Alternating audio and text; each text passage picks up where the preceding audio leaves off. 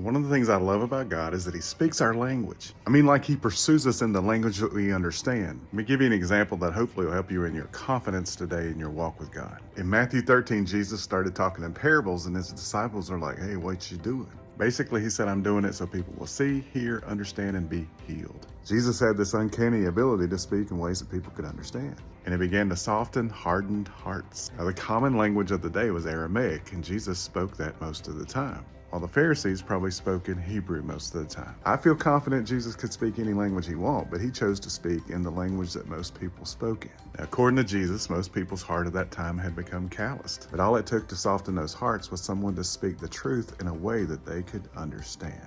He spoke the language of the common folks. He spoke truths that would bring healing to the hurting, and he did it in a way that they could understand and comprehend it. So God was being made available to the common folks. So for all the commoners out there today, he speaks your language. But the good news is he speaks the language of the fancy folks too. So from the common folks like me to the fancy folks that are out there, God speaks our language. And since it was so important that even Jesus chose to speak the language of the people, perhaps we should spend more time helping people understand the truth as well, rather than doing it in a way that makes us look impressive. Because your understanding is more important than my reputation or my pride. No one should have to have a doctorate in theology to understand the simplicity of the gospel.